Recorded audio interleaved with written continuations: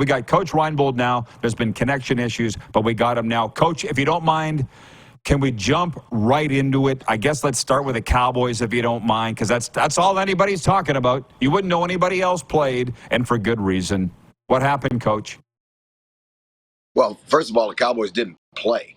Again, they showed up, but that is not the Cowboy team that we saw most of the year. I was really shocked, Rod, the way that the Packers were able to run the ball on them. And, we've known that the Cowboys have some issues up front. They're not very big. They're not built that way. But it was a perfect storm, in terms of the Packers. They come out, they are aggressive from the, opening coin toss.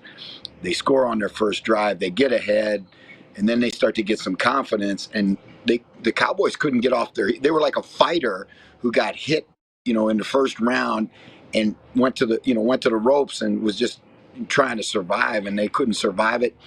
At halftime, I said that they had 6 possessions, maybe 7 if they steal one in the second half to come back. And they scored. They did a good job in the second half of getting the ball in the end zone and getting field goals. They scored almost every drive of their 6 possessions in the second half. But they had dug themselves a hole they couldn't get out of, and the defense still couldn't stop them in the second half. Well, here's one for you that I have heard today, and not just from Green Bay Packers. Shouldn't they get some credit for a game plan and Jordan Love having the game of his life? Yeah, absolutely, because I thought the preparation that the Packers did the week before had to have been outstanding, because Matt LaFleur had his guys ready to play. They played extremely well. Obviously, you saw like the Zaire interception for a touchdown. He sat on that route like he knew it was coming. So that talks to you about the the film study and the amount of preparation that those guys did. That Packer defense had been much maligned over the course of the season. They've got 8 first-round draft choices on that defense, and they haven't played that well. But I tell you, in this game, they really showed up and really played well. They got the ball back. They sacked the quarterback. Dak threw the 2 pick-sixes, but Dak threw the ball 60 times. That's not a recipe for success, Rod. You know that, and especially in playoff football. The Packers were much better balanced. They ran the ball extremely well. And the thing, if you're a Green Bay fan, that you love is the fact that this is the youngest team in the playoffs and one of the youngest teams in the National Football League. Their tight end receiver rooms are full of first and second year guys, so they're only going to get better. Play Jerry Jones for a second. Are you bringing Mike McCarthy back? And if not, who are you hiring? I think the first thing, when you look at this situation in Dallas, and I'm talking as a football guy. I'm not talking about as a journalist. I'm talking as a football guy. We're talking about habitually underachieving, right? This is a team that, for all the shiny silver helmets and the big blue star and all of it all, they have not been successful in the playoffs. And you're measured in pro football by what you do in the playoffs, not what you do in the regular season. The regular season gets you to the playoffs. And so if you look at it, there's been they've been through how many head coaches? They've been through how many quarterbacks? They've been through how many offensive coordinators, defensive coordinators? There's one consistent theme in Dallas through all of it, and it's been the front office and Jerry. And somewhere there's a disconnect. They're not getting – that's too good a football team to be bounced out by the 7th seed in the first round of the playoffs. And, Mike, this is the way it works. Because I'm into business. The coach is going to take the fall. You don't fire the owner, right? And even though maybe you should, you don't fire the owner. And so if there's going to be a guy that's going to pay for it, it's going to be Mike McCarthy. The other thing, think about this, Rod. Dan Quinn went into this weekend. This is the the enormity of these games. Dan Quinn went into this weekend as a red hot head coaching candidate. There was all kinds of talk about him going to Seattle, all over the place. And rightly so, because he's done a great job with the Cowboy defense. And they went out and absolutely got pounded. Your best player, right, a generational talent, a game record in Micah Parsons, has 1 tackle. This is a production-oriented business. He didn't produce. The defense didn't produce. So now Dan Quinn goes from being a hot guy to be a guy, and that's what happens. That's what's at stake in playoff football. That's why I have a tough time hanging it on the coaches. But as Tillman always said, players, well, maybe everybody said it, but I first heard it from Tillman, players win and coaches lose. And you know that. You say it almost every week. What are the other things you want to talk about? The other 3 games this weekend or the 2 tonight? I think the storylines this weekend were phenomenal. You got Tyreek Hill going to Kansas City, the coldest game in recent memory. The Bills game getting pushed back because of the snow. But I think the one that was the most compelling to me was the story of the Lions. Because here's a team that hasn't won a playoff game in 32 years. They win a divisional championship. And who comes in to play them in the first round? The quarterback that in 2008, I think it was, they drafted with the first pick of the first round. And that guy, as much as he did in Detroit, couldn't win a playoff game. And you give him up for a guy that, frankly, the Rams gave up on, right? They gave up on Jared Goff. And Jared Goff comes out, and I think he's 20 of 24.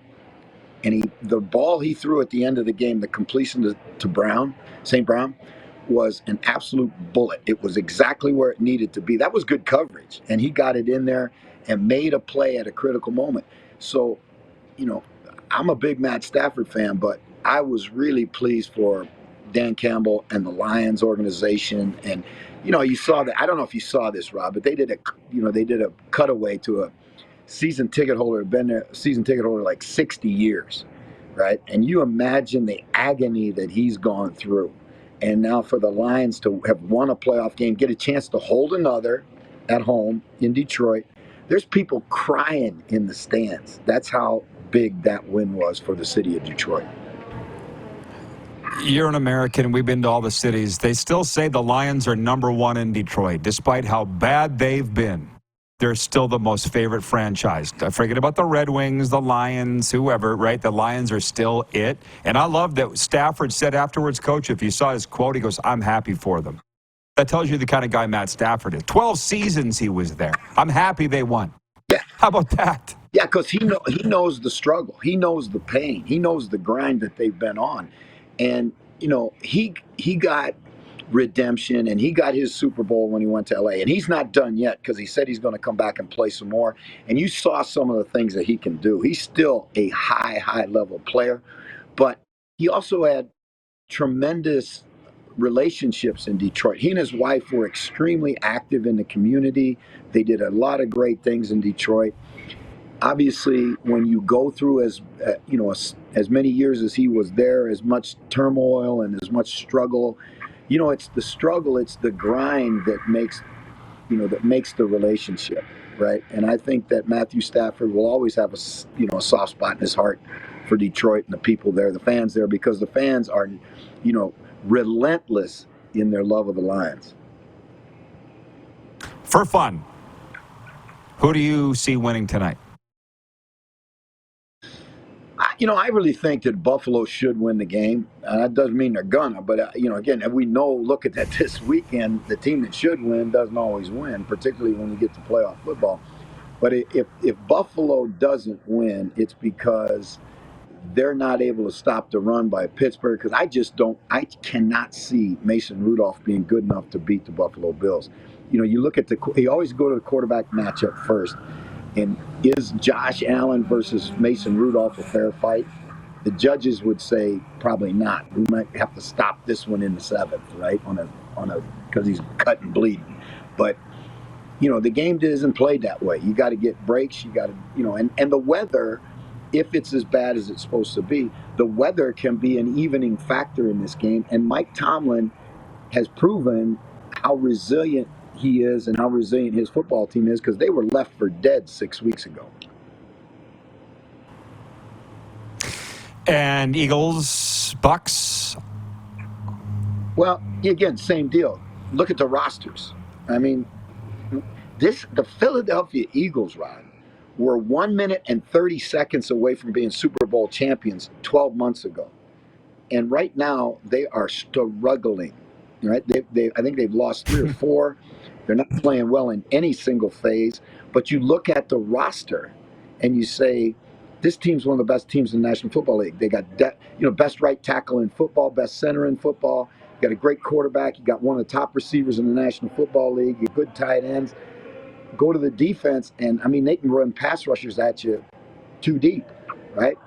You got 2 corners that are supposed to be elite corners, and they haven't played like that for most of the year. But if this football team, if the Eagles decide that it's, let the coaches stay in the locker room. We're going to go out and we're going to win, right? And sometimes teams take over like that. If the Eagles do that, they should win. If the Eagles go through the motions and Hurts isn't effective and he throws interceptions and they can't run the ball, then Tampa Bay can win because Baker's a reclamation project too. He's a Jared Goff story. He was given up by the Browns, and he was given up by the Rams, and he's found a home there. So, it's going to be an interesting game to watch. It's really, really going to be a fun game to watch.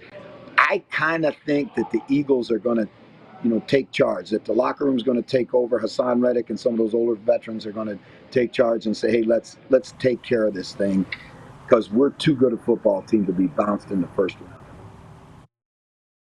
I say don't ever bet against Baker. Coach, you're a pro's pro on and off the field, on and off the air. Enjoy the games. All right, my man. I'll see you next week. Aloha. You bet. The great Jeff Reinbold.